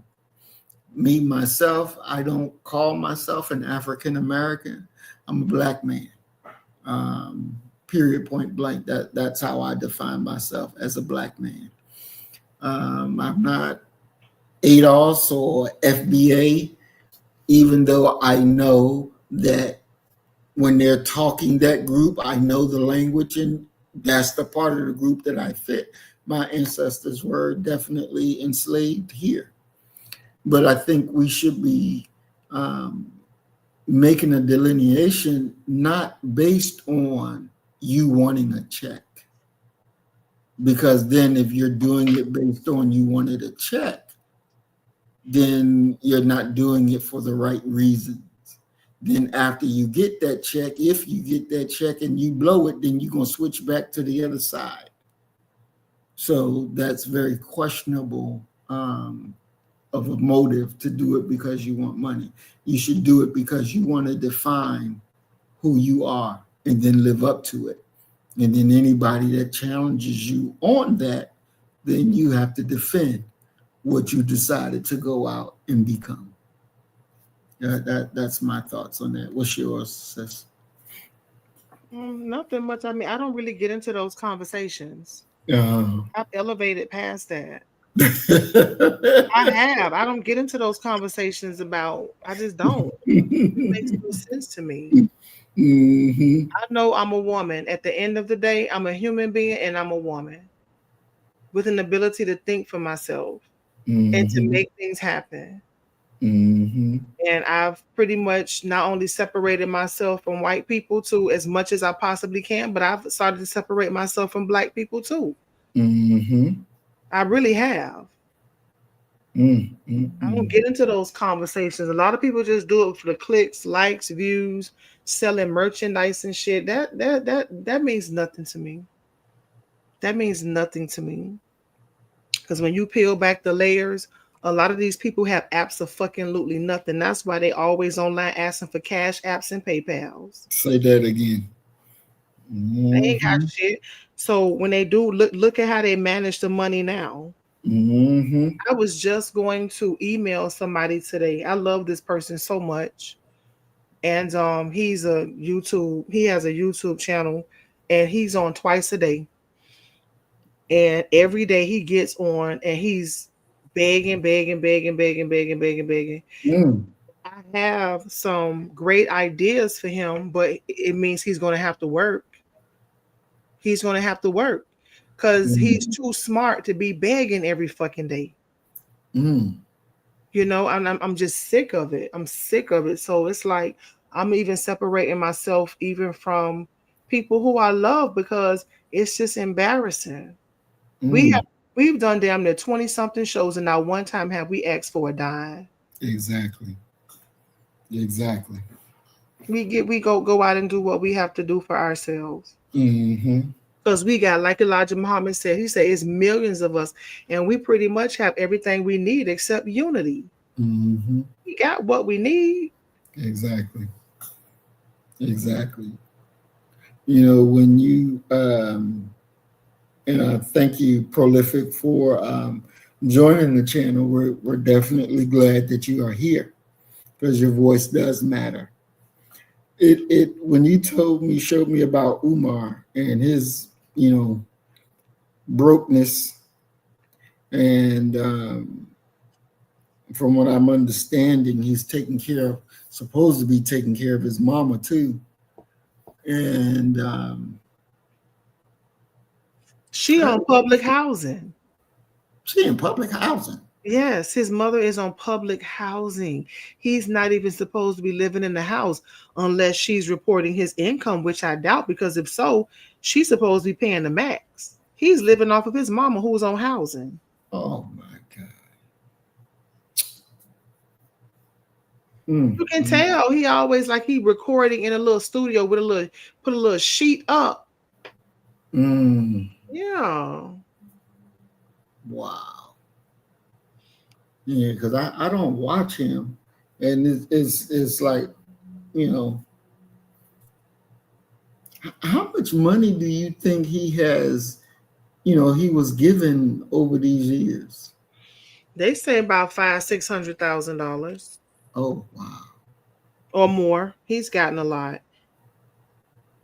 He's gotten a lot of money. He's never going to open up that school. Never. He's never going to open up a school. It's just not going to happen. When you're opening up a business, you need to be stationary. You cannot open up a business and you traveling every day. This man traveled too much. He's never stationary. You need to be there every day. And it don't take this long to open up no goddamn school. So our people the people that's asking for money, a lot of these people have very poor money management skills. And I just don't subscribe to any of that. I'm a woman and I'm a mother. That's how I define myself, a woman and a fucking mother. And so far as Black, I understand it's a misnomer, but it is what it is, because all these identities, you can get lost in it. You literally can get lost in it. People have whole debates about who we are. I don't have time for that. I don't have time for that. Too busy. I'm just too fucking busy. This shit is not that deep and it's not that serious to me. I'm separating myself even from a lot of Black people, because I can't do it. I can't play the game, and I would never dumb myself down. And once your eyes are open, they just open, and I'm not closing them. I'm going to stand on it, and I'm going to, if I got to ride this out by myself, I will, because I'm too blessed. I'm extremely blessed. And I'm not going to put that in the hands of somebody who has proven over and over again they don't know how to really lead their own house, let alone the Black community. Wow.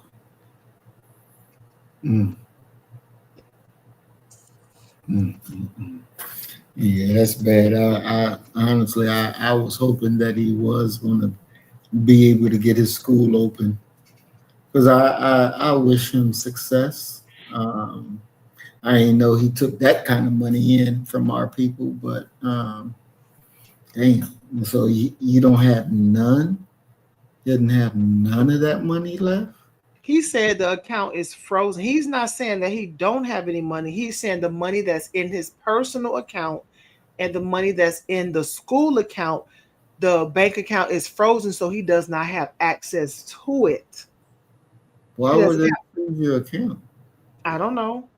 He said because he said the bank was saying that there was some fraudulent activity, so they froze it to do an investigation, and he won't know until either this Friday or Monday what the outcome is going to be. So he's still asking for donations. He established another account, obviously somewhere else, to continue taking in donations, and he also released a video him at the school with some swatches, because he's saying that when he finishes the floor and when he finishes the certificate of occupancy, the school will be ready to be open. But we know this nigga ain't finna open no school.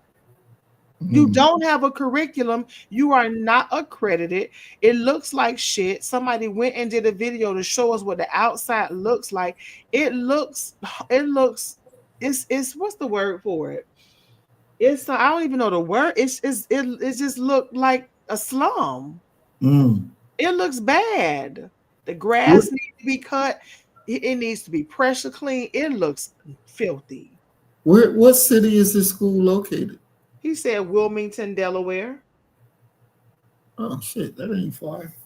And then when he has his, he's always saying that he's the most requested scholar. Well, the truth of the matter is, a lot of people are not requesting him. When Umar Johnson goes to a city when he goes to a city to do like a speaking engagement, it's because he's befriended somebody in that city and he asks them to host the event on his behalf. He will befriend, and it's usually women, because a lot of women gravitate towards him. A lot of women are desperate, and some women just simply do not know him, and others are just quite gullible.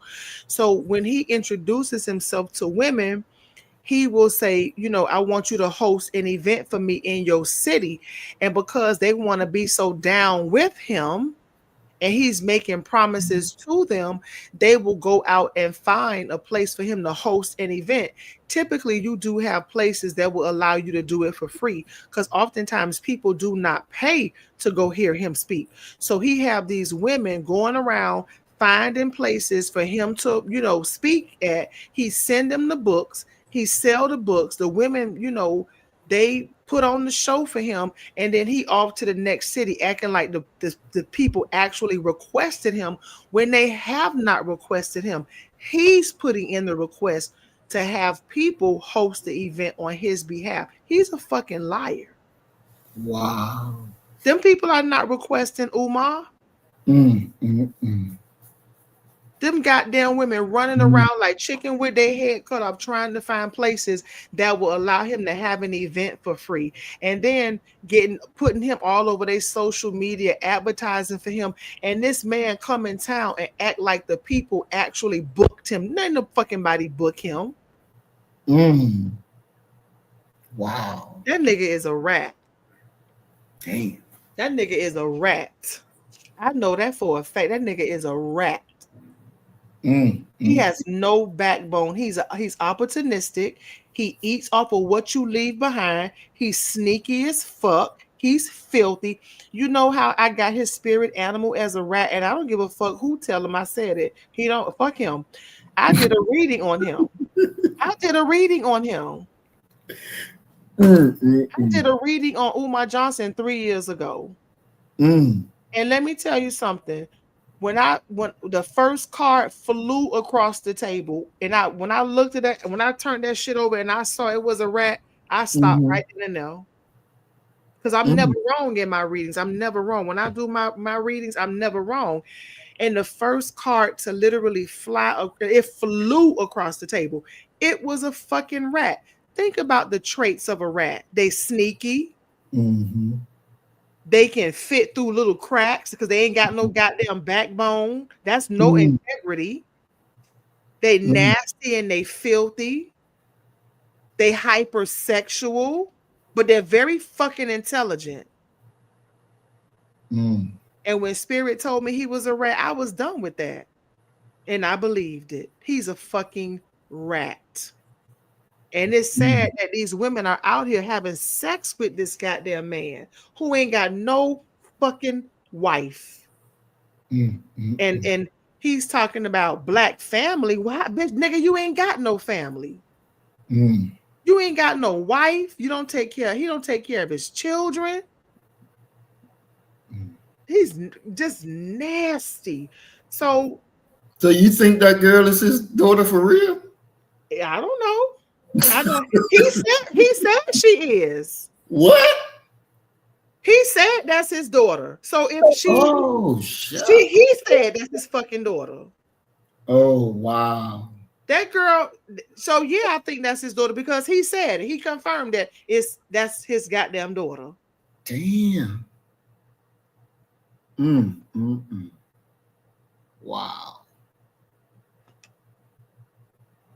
Yeah. Now, who child he's gonna be a principal for? Exactly. Can you see him being a principal of a school or a teacher? Hell no.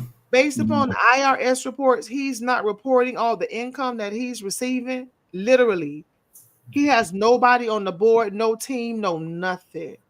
What? That man is a mess. He's a mess, and it's sad because when you read the comments, you got people that's still rocking with this man. Just like all the ancient world was full of information. The ancient world was full of technology. Nobody was writing about Jesus in the ancient world. Nobody. People didn't start hearing about Jesus until Constantine. So, and like all this information around us to prove that the non-existence of Jesus, so much information is around us to prove that Umar Johnson is a fucking rat, but people are still supporting him. And he's not even embarrassed to be embarrassed. His ego, like, I'm surprised he's not in jail. I'm just shocked. So when we talk about separation, we have a lot to separate from. We really do. We have a lot to separate from. We really do. And we just may have to walk this shit out on our own. Because I just don't see us coming together as a unit. We're not thinking right. We're just not thinking right. We put too much emphasis. Like when I go to work, I tell you, I just got my own uniform. I just do my own uniform. They be dressed to the T. And I'm looking at them like Gucci, Michael Kors, Chanel. Like, what y'all niggas know y'all ain't got this kind of money. You look stupid. So anything we do get, what are we going to do with it? What are we going to do with it? Who we going to help? What are we going to establish? How come churches don't have fruit stands? They asking you for tithes and offerings. Why the fuck they don't have fruit and vegetable stands? Everybody in the church need fruit and vegetables and toiletries in their house. So why the fuck churches don't have a little store on the corner? That's true. That's true. Every church should have a grocery store. Every church, because they need milk, they need juice, they need eggs, they need laundry detergent, they need toilet tissue, they need tampons, maxi pads, socks. True. They need this shit. But no, they don't want to. That's work. We want to get it the easy way through tithes and offerings. No, I'm good. I'm good. And every church should have a thrift shop. Why are we giving our goods to Red, White, and Blue or Goodwill? How come the church don't have a thrift shop? So you got the grocery store on one end and you got the thrift shop on the other. Oh, that's work. That's called work. Okay. Okay. Boy, oh boy. Damn. Wow. That would give, if they had a store, that would give them more tithes and offerings than they would be currently getting.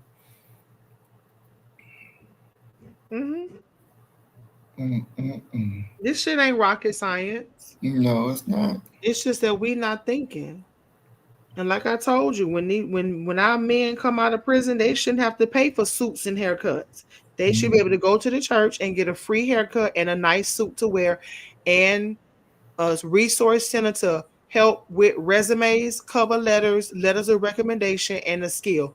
But that's work. These churches all religious institutes, they just not doing it for me.